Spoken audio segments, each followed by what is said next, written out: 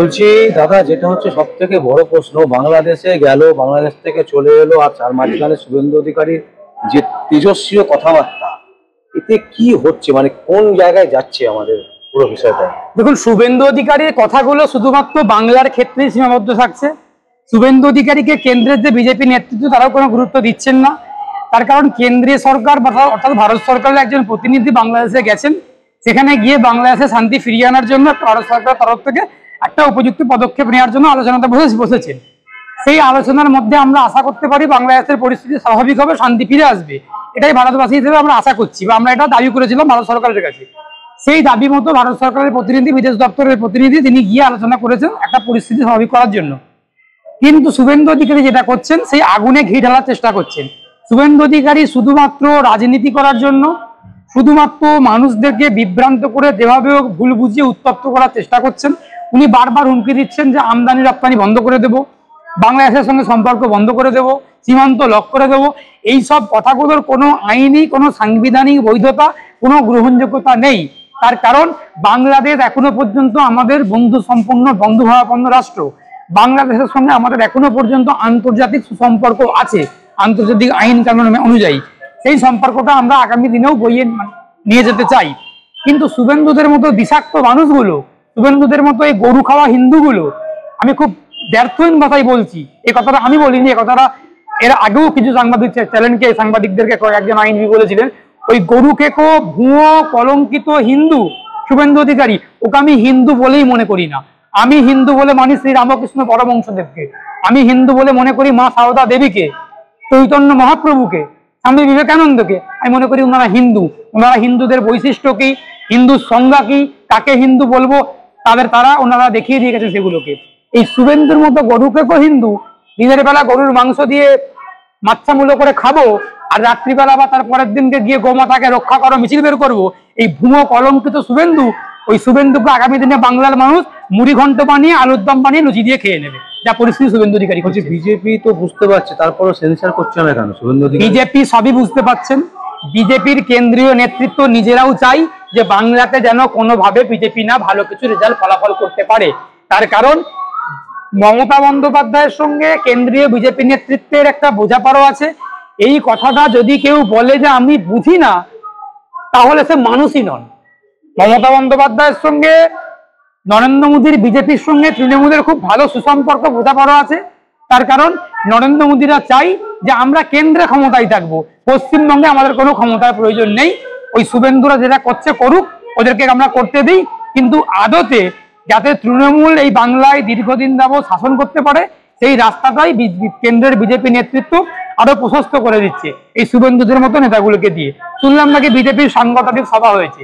বিজেপিরও সংগঠনটা শুনতেও হাসি পাচ্ছে যে বিজেপিরও আবার সংগঠন আছে। বিজেপির সংগঠনে কারা আছে? এই প্রাক্তন তৃণমূলী, যে বর্তমান তৃণমূলী, বিজেপির মতো দেখতে কিন্তু তৃণমূলী। এই অর্জুন সিং, এই তাপস রায়, সৌমিত্র খাঁ, লকেট চট্টোপাধ্যায়, যাদের জন্ম হয়েছিল তৃণমূলের গর্ভে, তৃণমূলের গর্ভে জন্ম নিয়ে তৃণমূলের মানে দ্বারা লালিত পালিত হয়ে, পুষ্ট হয়ে আজকে তৃণমূলের বিরুদ্ধে শুভেন্দু অধিকারী গেঞ্জিতে লিখে টি শার্টে পড়েছে মমতা ব্যানার্জি চোর। ওটা মমতা বন্দ্যোপাধ্যায় শেখানো বুলি, যে আমাকে তুই বেশি করে গালাগালি দে, যাতে মানুষ মনে করে বিজেপিরা যে তুই খুব বড় পাকা বিজেপি। কিন্তু আদতে মমতা বন্দ্যোপাধ্যায় শিখিয়ে দেওয়া বুলিগুলো শুভেন্দু অধিকারী আওড়াচ্ছেন, মানুষকে বিভ্রান্ত করার চেষ্টা করছেন। বাংলার মানুষ যারা বিজেপি করেন, যারা বিজেপিকে সমর্থন করতেন গ্রামীণ স্তরে, আমি যখন গ্রামের দিকে যাই মাঝে মধ্যে অনেক মানুষের বক্তব্য, মতামত শুনতে পাই। বাংলার গ্রামীণ স্তরের মানুষরা বলছে বিজেপিকে তারাও, তৃণমূলকে হারাও। এই বাংলাতে বাম, গণতান্ত্রিক, প্রগতিশীল, ধর্মনিরপেক্ষ একটা শক্তি আগামী দিনে বিকল্প হতে চলেছে। এই 6টা উপনির্বাচনের রেজাল্ট নিয়ে তৃণমূল দেই দেই করে নাচছে না, তাদের কোনো কারণই হয় না। আর বিজেপি ছিল 77টা, 77 এমপি ছিল, কমে কমে 50 না 30-এ নেমেছে, আগামী দিনে আরো কমবে। বলছে নাকি 30 লক্ষ সদস্য সংগ্রহ করেছে বিজেপি, 30,000 হয়েছে কিনা সন্দেহ আছে। ওটা মানুষকে ভুল বুঝিয়ে বলার চেষ্টা করছে 30 লক্ষ সদস্য সংখ্যা। বিজেপি অ্যাকচুয়ালি 1 কোটি লক্ষ্যমাত্রা নিয়েছিল যে নভেম্বরের মধ্যে করবে, সেখানে 20 লক্ষ, 1 কোটি সদস্য সংখ্যা। আপনারা দেখেছেন তো বিজেপির মেম্বারশিপ করেছে কোথায়? বিয়ের আসরেতে গিয়ে, বিয়ে বাড়িতে গিয়ে বর্ডার করে কে পাত্র পাত্রীকে মেম্বারশিপ করাচ্ছেন। আচ্ছা, বিয়ে বাড়িতে কারা যায়? যাদের নিমন্ত্রণ থাকে, যারা অতিথি গেস্ট, তারা বিয়ে বাড়িতে যান, রিসেপশনে বা বরযাত্রী বা কোনো যাত্রী যান, এটা আমরা জানি। তাহলে বিজেপি কেমন কান কাটা দোকান কাটা নির্লজ্জ, নিমন্ত্রণ ছাড়া বিয়ে বাড়িতে গিয়ে পাত্রকে আর পাত্রিকাতে বর্ডার অনেকে মেম্বারশিপ করাচ্ছেন। আবার শুনলাম নাকি শৌচালয়তে গিয়ে বাথরুমেতে গিয়ে মেম্বারশিপ করাচ্ছে, কখনো কখনো শ্মশানে দৌড়াচ্ছে মেম্বারশিপ করানোর জন্য, মরা লোকের মেম্বারশিপ করাবে, এমন একটা ব্যাপার। বিজেপির দৈন্যদশা শুরু হয়েছে। যেই দলেতে মিসড কল দিয়ে সদস্য হওয়া যায় সেই দল আগামী দিনে শ্মশানেতে গিয়ে মেম্বারশিপ করাচ্ছে, বিয়ে বাড়িতে গিয়ে মেম্বারশিপ করাচ্ছে, টয়লেটেতে গিয়ে মেম্বারশিপ করাচ্ছেন।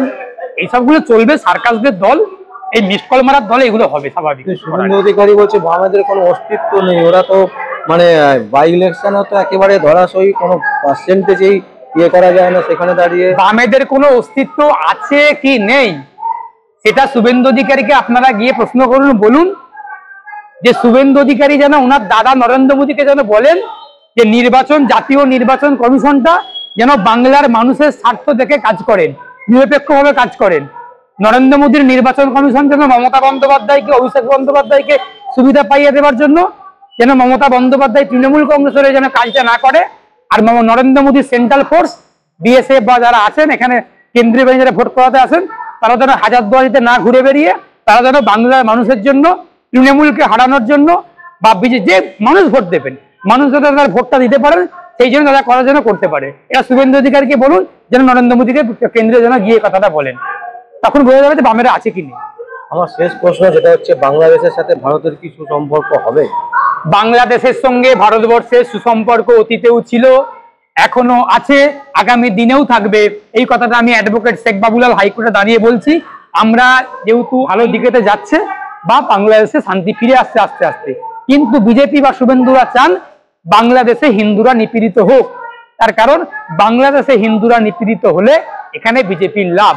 তার কারণ সীমান্তে বর্ডারেতে আপনারা গেলে দেখতে পাবেন বাংলাদেশের হিন্দুরা নিপীড়িত, অত্যাচারিত হয়ে ভারতবর্ষে ঢোকার চেষ্টা করছেন, আর সেখানে নরেন্দ্র মোদীর সেনা, নরেন্দ্র মোদীর বিএসএফ বন্দুক কাত করে আছে ওপার বাংলার হিন্দুগুলোকে গুলি করে তাড়িয়ে দেওয়ার জন্য। আর অনুব্রত মণ্ডলের গরু পাচার হবে বলে সীমান্ত খুলে দিচ্ছে নরেন্দ্র মোদীর বিএসএফ। তাহলে নরেন্দ্র মোদীর কাছে, বিএসএফ এর কাছে ওপার বাংলার বাংলাদেশের হিন্দুদের থেকে অনুব্রত মণ্ডলের গরুর মূল্য বেশি। গরুর জন্য বর্ডার খুলে দেওয়া হয়েছে, গরু পাচারের জন্য, আর হিন্দুদের ওপর থেকে হিন্দুরা আসবে তার জন্য বর্ডারকে সিল করে দিয়ে বন্দুক কাত করে আছে। কেন, কি জন্য? এই বিজেপি হিন্দুদের পক্ষে? এই বিজেপি প্রকৃত অর্থে হিন্দুদের শত্রু, হিন্দুদের বিরুদ্ধে। বিজেপি চাই বাংলাদেশে হিন্দুরা নিপীড়িত হোক, হলে পরে এই বাংলায়, এই ভারতবর্ষে হিন্দুদেরকে বিভ্রান্ত করতে পারবে।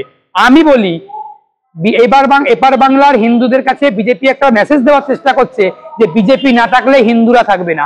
আবার তৃণমূল কংগ্রেস মুসলমানদের কাছে মেসেজ দেওয়ার চেষ্টা করছে তৃণমূল না থাকলে মুসলমানরা থাকবে না। বাংলার মানুষের বক্তব্য, হিন্দুর কোলে মুসলমানরা সুরক্ষিত আর মুসলমানের কোলে হিন্দুরা সুরক্ষিত। আমরা হিন্দু মুসলমান একসঙ্গে ছিলাম, একসঙ্গে আছি, একসঙ্গে থাকবো। বাংলার মানুষের কথাটা বলছে। আমি অ্যাডভোকেট শেখ বাবুলাল, আমার শতাধিক হিন্দু বন্ধু আছে, তাদের বাড়িতে যাওয়া আসা, খাওয়া, পুজোতে আনন্দ করা, উৎসবে মাতা, তারা আমার বাড়িতে আসা, হাজার হাজার ভুরি ভুরি উদাহরণ রয়েছে, আরো অনেকের উদাহরণ রয়েছে। সেই কালচারটাকে, সেই সংস্কৃতিটাকে শুভেন্দুরা বানচাল করার চেষ্টা করছে। বাংলার মানুষ যোগ্য জবাব দেবে। আবারও বলছি, বিজেপিকে তাড়িয়ে, তৃণমূলকে হারিয়ে বাংলার মানুষ গণতান্ত্রিক, স্বাধীন, ধর্মনিরপেক্ষ, প্রগতিশীল সরকারকে আগামী দিনে ক্ষমতায় আনবে। দর্শক, আমরা আপনাদের সামনে বিশিষ্ট আইনজীবী শেখ বাবুলালের বিশেষ সাক্ষাৎকার আপনাদের সামনে তুলে ধরলাম। আপনাদের যদি কোনো বক্তব্য থাকে, কোনো কমেন্ট থাকে, অবশ্যই আপনারা কমেন্ট বক্সে কমেন্ট করবেন। আর দেখতে থাকুন পরবর্তী সংবাদ আবির্ভাবে। আমার নাম বিশ্বজিৎ পাল, সংবাদ আবির্ভাবের জন্য।